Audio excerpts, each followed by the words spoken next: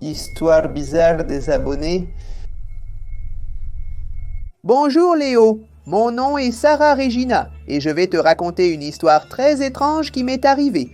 J'étais dans ma chambre en train d'étudier pour un examen universitaire. Comme toujours, j'aime écouter du lofi. J'avais un casque qui ne me permettait pas d'entendre ce qui se passait autour de moi. Il était environ minuit et demi. J'avais l'examen au début de la semaine, donc je devais être prête. Soudain, mon petit ami est apparu. « Oh, Sarah Regina, je ne peux pas croire que tu m'as fait ça. » Mon Dieu, quelle peur, de quoi tu parles? Je parle de ce gars là-bas dans la salle, Sarah. Qui est cet homme que tu as fait entrer dans la maison? J'ai pris des photos de lui allongé sur le canapé. Je ne peux pas croire que tu m'as trahi, Sarah Regina. Je suis innocent. Où est-il? Regarde ce gars. Viens ici et nie-le en face. Vas-y. Il n'y a personne ici. Le canapé est vide. Ton amant a dû s'enfuir, c'est sûr. J'ai la preuve, regarde la photo que j'ai prise. Elle est dans la galerie. Je pense que tu deviens fou. Il n'y a rien ici, regarde. Mon Dieu, ce n'est pas possible. Je suis sûr que j'ai pris une photo de lui. Pars, je dois réviser pour l'examen. Alors après ça, mon petit ami a rompu avec moi car il pensait que je le trompais. Il était le seul à avoir les clés de chez moi. Quel fou. 1 an plus tard, une autre chose étrange s'est produite. Je sortais avec un autre garçon nommé Pedro. Il m'apportait des cadeaux d'anniversaire quand il a dit m'avoir vu marcher avec un gars et entrer dans mon immeuble. Je me souviens de ce jour-là. Il sonne à la sonnette et ouvre la porte, puis commence à chercher quelque chose dans mon appartement. Il a dit que je le trompais. Je lui ai demandé à quoi ressemblait l'homme qu'il prétendait m'avoir vu avec. Après sa description, j'ai tout compris, Léo. Son nom était Simon, mon premier petit ami. Il est mort du cancer et a dit qu'il ne m'abandonnerait jamais, même après la mort. J'en ai donc conclu que cela devait être son esprit qui me suivait. Cela aurait beaucoup de sens, car il n'aurait pas besoin de passer par des portes pour entrer chez moi. Et s'il n'apparaissait qu'à mes prétendants, parce qu'il ne veut pas me voir avec quelqu'un d'autre? Depuis lors, chaque fois que je trouve un petit ami, il me quitte en pensant que je suis avec quelqu'un d'autre. Il me voit dans des lieux publics accompagné d'un gars. Et chaque fois qu'ils essaient de me défendre, ils me traitent de mauvais caractère ou de folle psychopathe. J'ai cherché des spécialistes sur le sujet. Dès que je suis entré dans son bureau, elle a été surprise en demandant qui était le gars avec moi. Elle a dit qu'il serait difficile de me débarrasser de lui, mais elle m'a donné les étapes nécessaires. Je devrais déménager. Et le plus important, me débarrasser de tout objet ou chose qui lui a déjà appartenu? Rassembler tout, jeter du sel et brûler. C'est la seule façon dont je serai libre de l'esprit de Simons. J'ai donc cherché des choses qui étaient à lui et j'ai fini par trouver un dossier. À l'intérieur, il y avait des lettres que j'avais envoyées à lui et il y avait aussi une mèche de ses cheveux. Selon l'expert, même un cheveu pourrait être un pont pour le garder près de moi. Donc quand il a fait noir, j'ai emmené les choses. Et au moment de partir, les lumières ont commencé à clignoter. L'ampoule a éclaté. Je savais que c'était Simons. Il devait essayer de m'empêcher de faire ça, mais j'y suis allé quand même. J'ai atteint le rez-de-chaussée du bâtiment, j'ai tout mis dans un bidon en métal et j'ai mis le feu. Je suis rentré dans l'appartement et j'ai nettoyé les vitres. À ma grande surprise, mon ordinateur portable a aussi explosé. Le lendemain, je suis retourné voir la spécialiste et elle m'a dit qu'elle ne le voyait plus m'accompagner. Cela fait 2 mois que tout cela s'est produit. Crois-tu que j'ai découvert que ma petite amie en avait un autre? Et en plus, elle a eu le culot de dire que le gars était un fantôme. Tu penses vraiment que je suis un imbécile, n'est-ce pas? Je comprends, mon pote. De nos jours, la confiance est difficile à accorder. Bonjour Léo, je m'appelle Ronaldo, j'ai 10 ans, je vais te raconter une histoire qui m'est arrivée l'an dernier. Cette année, j'ai échoué à l'école. Mes notes étaient mauvaises et mes parents étaient déçus. C'est parce que je ne voulais pas étudier. Je n'avais aucune envie de devoir lire des choses ennuyeuses et de faire des tâches ennuyeuses. Cela ne m'attirait pas et ne suscitait aucune envie. Tout ce que je voulais, c'était jouer sur mon téléphone. C'était amusant. Je pouvais passer 16 heures d'affilée à jouer sans perdre ma concentration. C'était trop cool. À cause de mon comportement, j'ai fini par échouer à l'école et j'ai redoublé. En conséquence, je n'allais plus recevoir de cadeaux de Noël. J'allais demander au Père Noël une PlayStation de dernière génération. Mais comme j'ai échoué, mes parents m'ont dit que le Père Noël ne me donnerait rien. En fait, ils ont dit qu'ils seraient surpris si je ne recevais pas une punition de sa part. J'ai été stupéfait, n'est-ce pas? Cette année, je n'ai pas écrit au Père Noël. Je ne m'attendais à rien recevoir. Le 25, je me suis réveillé sans m'attendre à recevoir quoi que ce soit. J'ai traversé le salon et là, ma sœur criait, près de l'arbre de Noël. Elle avait reçu de nombreux cadeaux demandés au Père Noël, mais qu'il y avait plein de boîtes pour elle. À cet instant, j'ai eu un mauvais pressentiment. Lorsque je suis sorti prendre un café, ma sœur a pris la parole. « Ronaldo, où vas-tu? Tu n'ouvres pas ton cadeau ?» Je n'ai pas eu de cadeau du Père Noël. Il ne donnerait pas de cadeau aux enfants qui redoublent. Alors pourquoi y a-t-il une boîte cadeau avec ton nom dessus? Oh, je n'y crois pas. Est-ce que ce serait une PlayStation? J'ai ouvert avec avidité et quand j'ai regardé, c'était vraiment ce que je voulais. Incroyable. Je n'y croyais pas. C'était vraiment une PlayStation. Je suis allé dans ma chambre et je l'ai installée. J'ai joué pendant longtemps. Quelle joie! Quand ma mère est entrée dans ma chambre pour m'appeler pour le déjeuner, elle a demandé « Ronaldo, où as-tu trouvé cette console de jeu ?» Le Père Noël me l'a donnée, maman, n'est-ce pas incroyable? Elle est allée voir mon père et lui a demandé comment j'avais obtenu ça, même si je ne réussis pas bien à l'école. Et mon père était perplexe. Elle l'a pris de moi et a dit que c'était une erreur, que je ne méritais pas un prix. Après une année horrible, j'ai été privé de téléphone portable et de jeux vidéo. Jusqu'à ce qu'un jour il soit allé au marché avec ma sœur. Alors je suis allé chercher ma PlayStation pour jouer. Je savais où ma mère l'avait cachée. Je l'ai allumée et suis parti jouer, mais cette fois-ci. Léo, quelque chose d'étrange est arrivé. Les lumières ont clignoté et l'écran est devenu noir. Je commence à croire que ma mère a peut-être cassé l'appareil pour m'empêcher de jouer. C'est complètement buggé, mec. Alors, n'est-ce apparu? Texte Ronaldo. Ce n'est pas un cadeau, mais une punition pour avoir redoublé l'année? Alors j'ai commencé à sentir une odeur de brûlé. La console de jeu a explosé. Les débris m'ont frappé et je ne me souviens plus de ce qui s'est passé après. Je me suis réveillé à l'hôpital entouré de mes parents. Selon eux, ma survie était miraculeuse. Un court-circuit dans le réseau électrique a fait brûler tous les appareils de la maison. J'ai dit ce que j'avais fait et ils ont dit qu'ils ne savaient pas comment j'avais reçu ce cadeau. Ils ont douté que ce soit quelque chose du Père Noël. J'ai arrêté de jouer et j'ai accordé plus d'importance à mes études. Je ne sais toujours pas qui m'a offert cette PlayStation. J'ai été chanceux de ne pas mourir ce jour-là. La maison aurait pu prendre feu, tu ne crois pas? Merci d'avoir lu mon histoire, Léo. Histoires étranges des abonnés. Bonjour Léo, je m'appelle Michel et il m'est arrivé quelque chose d'étrange. J'étais dans ma chambre en train de créer un profil sur un réseau social. Je devais prendre une photo pour mon avatar, n'est-ce pas? Alors j'ai allumé la webcam et j'ai pris la photo là-bas. Mais quand j'ai regardé la photo sur le portable, mec, il y avait quelque chose d'étrange dans le miroir qui était positionné derrière moi. On dirait l'ombre d'un enfant. La résolution de la photo était un peu mauvaise, on ne pouvait pas voir qui c'était. J'étais vraiment effrayé. J'ai abandonné ce que je faisais pour aller jeter un coup d'œil au vieux miroir derrière moi, acheté par ma mère dans une friperie. J'avais dit que je ne voulais pas de cette chose, mec. Mais elle a insisté. Il était déjà tard et mes parents dormaient. Je n'allais pas les déranger avec cette histoire. Alors je l'ai laissé face au mur et je suis allé me coucher. Je me souviens être tombé rapidement endormi. Seulement à un moment au milieu de la nuit, j'ai entendu un bruit dans la chambre et quand j'ai regardé, je vois le miroir à nouveau tourné vers moi. Il faisait sombre, mais une lumière de lune entrait dans la pièce et j'ai vraiment pu voir qu'il y avait un enfant dans le reflet. J'ai bondi du lit et j'ai foncé au salon où j'ai fini par dormir, mec.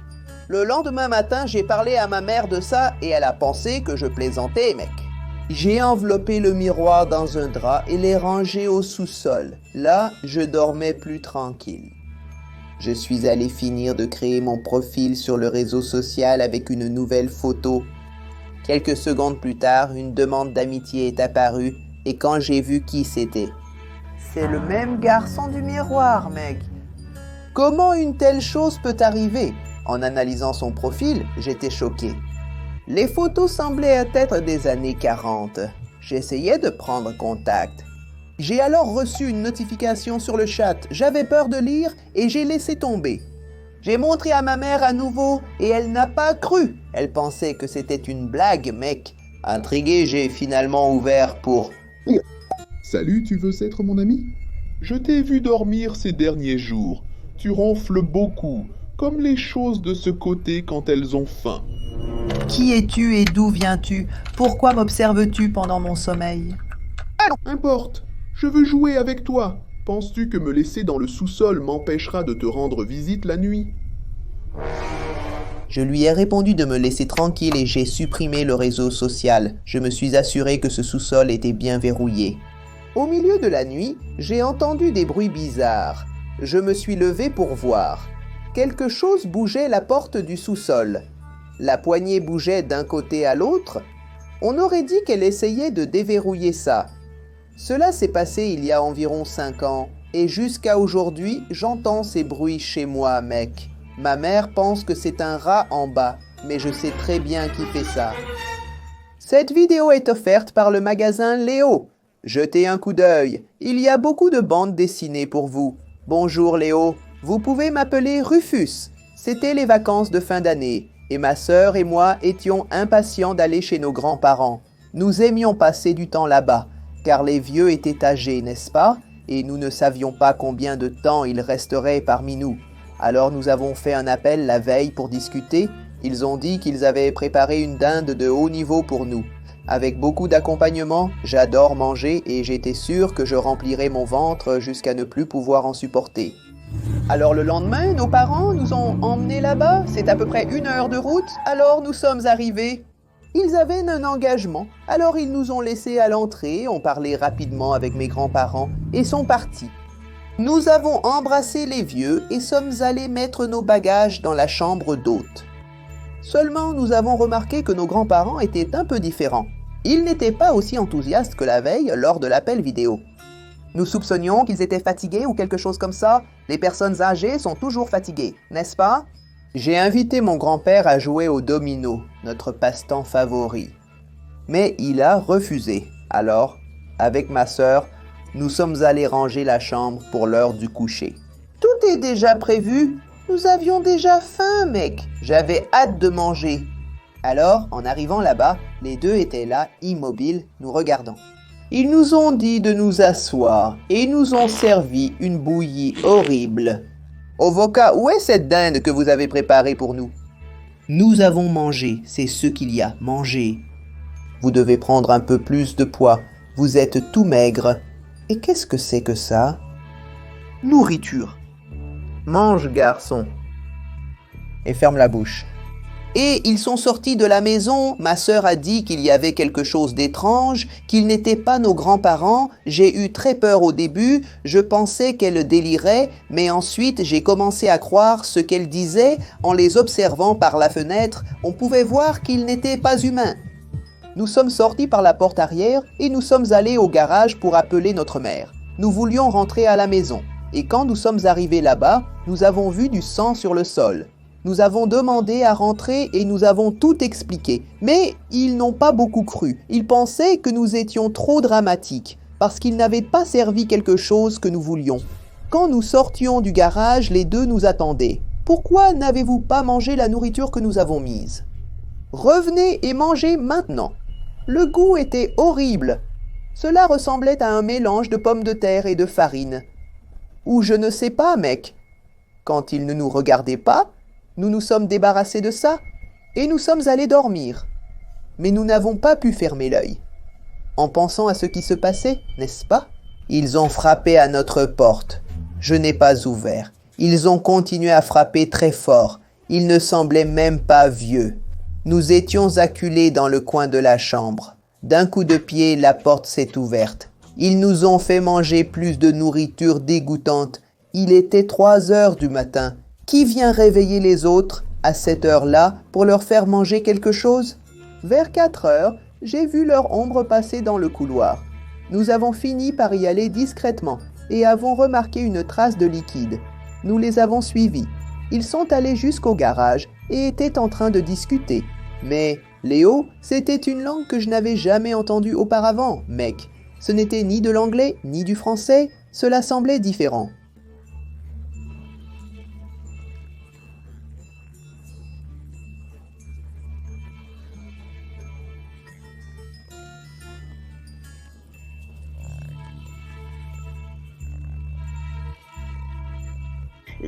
Se sont rendus à un congélateur situé dans le garage. Ils l'ont ouvert et ont commencé à manger quelque chose de là-dedans comme des animaux. On pouvait entendre les bruits de mastication. Qui mange quelque chose de congelé comme ça, mec?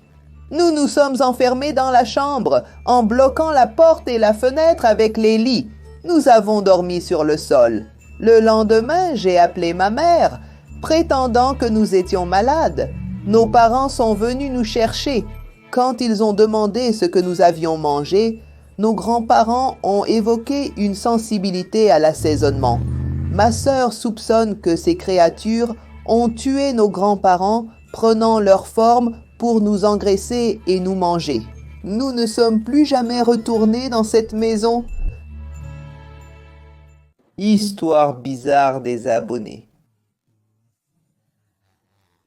Bonjour Léo, mon nom est Jimmy et je vais te raconter ce qui s'est passé chez moi.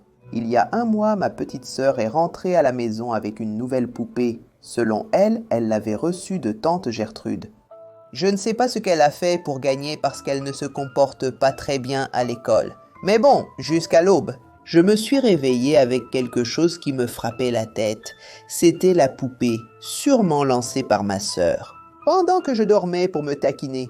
Alors la nuit suivante, la même chose s'est produite, sauf que la poupée tenait une fourchette. C'est trop de plaisanterie, n'est-ce pas? Au lever du jour, je me suis plaint à ma mère que ma sœur faisait ça contre moi, n'est-ce pas, en lançant la poupée pendant que je dormais, mais elle n'a rien fait pour résoudre ce problème. Alors je suis resté actif pour ne pas dormir, j'ai préparé un piège. J'ai mis un tas de tissus sur le lit faisant semblant que je dormais là, tu comprends? Je me suis caché dans l'armoire à vêtements et j'ai observé par la petite fente. De là, je verrai ma sœur me jeter quelque chose et je la prendrai en flagrant délit. Alors, elle est entrée dans la chambre avec la poupée sur ses genoux et s'est couchée pour dormir. J'ai attendu, mais rien ne s'est passé. J'ai fini par m'endormir dans le placard. Je me suis soudainement réveillé à cause d'un bruit, sans savoir combien de temps j'étais resté ainsi. Et quand j'ai regardé, Léo, la poupée marchait toute seule sur l'étagère qui était au-dessus du lit. Et maintenant, tenant un couteau dans sa main, elle a sauté et a percé les draps. Mec, l'endroit où ma tête serait. Si j'avais été là, j'aurais été fini. Alors que la poupée essayait de déterrer le couteau des draps, je l'ai enveloppé dans le tissu lui-même et l'ai enfermé dans une boîte. Cette poupée était maudite. Je jure que je l'ai entendu parler. Lâche-moi, misérable. Ma mission doit être respecté, mais avant... Je dois me débarrasser des témoins. J'ai laissé la boîte avec plusieurs poids dessus pour qu'elle ne s'échappe pas, n'est-ce pas, frère? Et le lendemain, j'ai tout jeté dans la benne à ordures de l'autre quartier. Le lendemain, ma sœur était désespérée à la recherche de sa poupée. Elle a fait le tour de toute la maison et n'a rien trouvé. Elle m'a demandé si j'avais vu ou fait quelque chose et j'ai dit que non, hein, mec? J'ai fait l'ignorant, là. J'ai demandé à elle qui était tante Gertrude, qui a donné cette poupée, et elle a dit que c'était une enseignante de l'école. La semaine suivante, lors d'une réunion de parents, ma mère a demandé qui était cette certaine professeure Gertrude qui avait donné un jouet à sa fille, et la directrice a été surprise. Elle a dit que cette professeure avait été écartée de l'école il y a 5 ans pour s'être impliquée dans certains problèmes, et elle n'a pas su lui répondre. Après avoir appris cela, j'étais sûr que cette poupée avait des objectifs néfastes, qui est venu dans notre famille pour nous détruire et que je serais le premier. Cette vidéo, présentée par le magasin Léo, montre une grande sélection de bandes dessinées. Pour vous. Bonjour, mon nom est Samantha et quelque chose d'étrange s'est passé chez moi. Digne d'apparaître sur votre chaîne, Léo. J'espère que vous aimerez. Une nuit, ma mère finissait de ranger la cuisine. Elle m'a demandé de sortir les ordures car la collecte passerait le lendemain matin. Alors je suis allé les jeter. Tout était sombre et il semblait que la lumière du poteau avait brûlé, mais j'y suis allé quand même. Donc je l'ai mis à la poubelle. Je suis rentré à la maison et quand j'étais sur le point de m'endormir, j'ai entendu un bruit venant de l'extérieur. Et quand je regarde par la fenêtre de ma chambre, je vois la poubelle renversée sur le sol. Et quelque chose. Fouillant, probablement un chien errant affamé à la recherche de quelque chose pour remplir son estomac vide, non? Alors je suis allé là-bas avec un morceau de poulet restant du dîner pour le donner à l'animal. Quand je suis arrivé, il n'était plus là. Le lendemain, ma mère m'a demandé si j'avais bien jeté les ordures parce que tout était éparpillé dans la rue. Et j'ai expliqué, n'est-ce pas, c'était un chien qui est apparu et qui a fait ça. Quelques jours plus tard, j'ai recommencé à jeter les ordures dehors. Il semble que la lumière de la rue était revenue. J'ai mis les ordures et soudain j'entends un bruit venant de l'égout. Je me suis rapproché pour vérifier ce que cela pourrait être, n'est-ce pas? Et j'ai vu une paire d'yeux là-dedans. J'ai eu peur et je suis rentré à la maison. J'ai dit à mes parents qu'il y avait quelque chose dans l'égout. Ils ont dit que c'est comme un rat, une blatte. Tout ce qui est animal dégoûtant reste dans l'égout, n'est-ce pas? Et qu'il ne fallait pas que je m'inquiète. Mais j'étais sûr que ce n'était pas quelque chose de normal. Mon Dieu, les yeux étaient très grands et effrayants. Alors, quand j'étais presque endormi, cette nuit-là, j'ai entendu un bruit dehors. Je suis allé à la fenêtre, n'est-ce pas? J'ai regardé à nouveau. La lumière était toujours faible, mais j'ai mieux distingué la silhouette de la créature ressemblant à un rat humanoïde. Il fouillait les ordures, mais cette fois, il n'a rien trouvé à manger. Furieux, il jetait tout en l'air avant de retourner dans l'égout. Quelques minutes plus tard, j'étais encore sous le choc de cette vision. Alors un chien est apparu, se promenant dans la rue. Et il s'est approché pour sentir la saleté qui était là, n'est-ce pas? C'est alors qu'il a été tiré dans l'égout et a disparu. Pauvre chien malchanceux qui est passé juste au moment où la créature était là. Fou! Je n'ai plus pu dormir après ça. Le lendemain matin, la compagnie d'électricité a dit qu'elle avait un problème avec des nuisibles, car selon eux, des rongeurs coupaient constamment les fils. Ma théorie est que cette créature coupe l'électricité pour pouvoir agir sans être vue, se déplaçant dans l'obscurité pour chasser n'importe quoi. Depuis lors, il y a eu une augmentation gigantesque de rapports comme celui-ci dans ma ville. Chaque fois que ma mère me demande de jeter les ordures dehors, je pense toujours que cette créature va apparaître et m'attaquer. Salut Léo, mon nom est Jorginho. Mec, il s'est passé un truc vraiment fou. L'année dernière, je rentrais de mon cours du soir. Je vis seul, tu sais? Et j'avais très faim, mec. Il n'y avait pas de nourriture prête à la maison, alors j'ai vu un stand de hamburgers qui se trouvait à l'un des coins où je passais. Je n'avais pas l'habitude de manger ces trucs de rue, tu vois? Ce jour-là, j'avais tellement faim que j'ai pris le dor à emporter pour le manger chez moi. Je n'avais jamais vu ce stand auparavant. Il doit être nouveau, tu ne crois pas? Une fois rentré, j'ai mangé tranquillement. Je suis devenu un client régulier du gars et j'achetais toujours chez lui. Ce hamburger était top, mec. Mais après environ 2 mois, le gars a arrêté de rester là.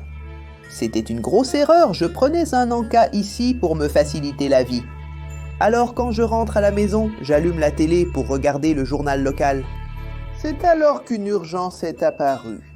Le reportage parlait d'un homme nommé Josivaldo. Il a été découvert qu'il élevait plusieurs rats en cage dans un hangar du quartier. Il les récupérait également dans les égouts et autres. Et il faisait des hamburgers avec de la viande de rat, mec. Et il les vendait aux gens. Sur le coup, j'ai gelé. J'ai pensé, putain, est-ce que c'est le gars chez qui je mange? Et quand la photo du gars est apparue, c'était le même chez qui j'achetais. Le mec était en fuite pour avoir fait ça. Beaucoup de gens étaient déjà morts pour avoir mangé ces sandwichs, mec. J'ai commencé à pleurer en pensant que j'allais aussi mourir. J'ai pris plein de médicaments pour les vers et je suis allé chez le médecin après pour faire des examens, tu vois? Mais grâce à Dieu, tout s'est bien passé et je n'ai rien eu, mec. Faites attention aux endroits où vous mangez, les gens. J'aurais pu passer l'arme à gauche, mais grâce à Dieu, je suis toujours là.